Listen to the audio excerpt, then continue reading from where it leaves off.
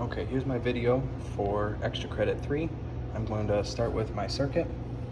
So I have my first stage of the circuit of a Allen key is I start with the input here into a 17.4 kilo ohm resistor, which is also input to another 17.4, which leads to the non-inverting op amp.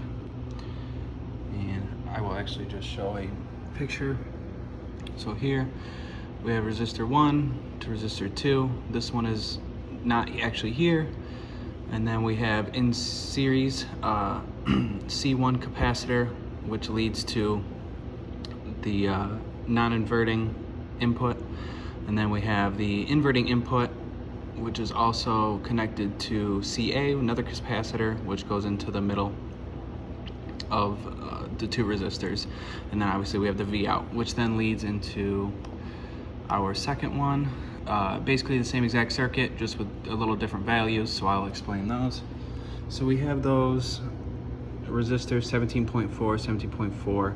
CA is this one up here, which is actually a 1 nanofarad, which is the same over here, 1 nanofarad capacitor. We have it hooked up. So then this capacitor here is an 820 picofarad, yes, picofarad capacitor, which is connected to ground.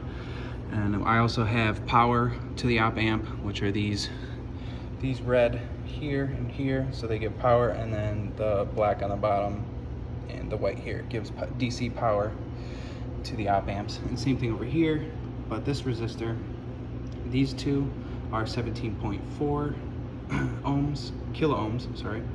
And then this one is 150 picofarad, and then obviously that one's the same CA, which is 1 nanofarad. And we have that here is connected to the output to here to read to the oscilloscope. So I have the input here and the oscilloscope checking the input as well here.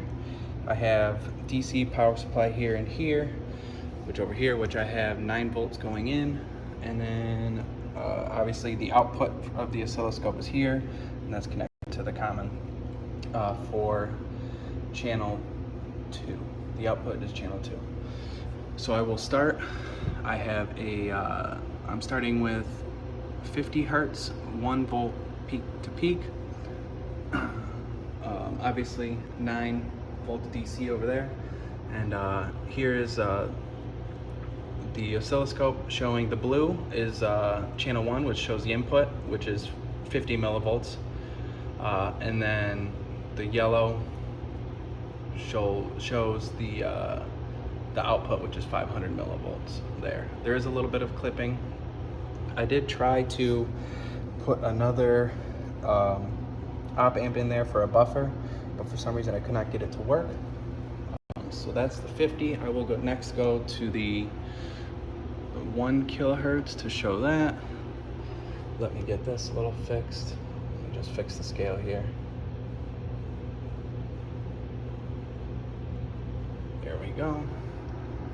So here you can see I have right here the frequency 1 kilohertz here, and this is what we show.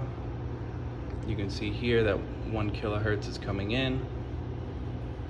Now I will move it to, I believe the next one is 3 kilohertz. So we will now go to 3 kilohertz. A little bit of a change. You can zoom in a little bit. There you go. You can see here again 3 kilohertz running through the circuit.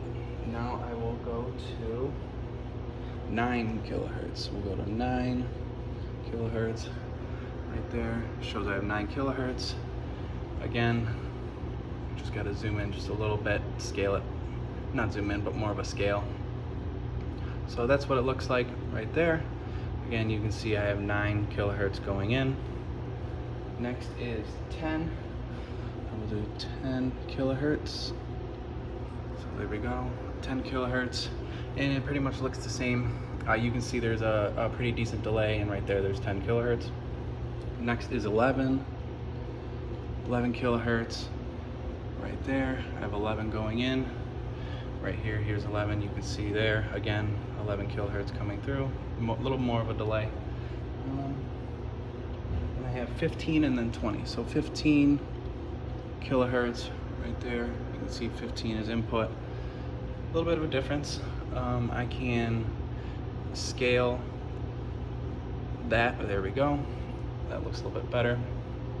Again, you can see right here about 15 kilohertz is going in, and then the last is 20. So now I'll go to 20 kilohertz frequency right there, 20 kilohertz.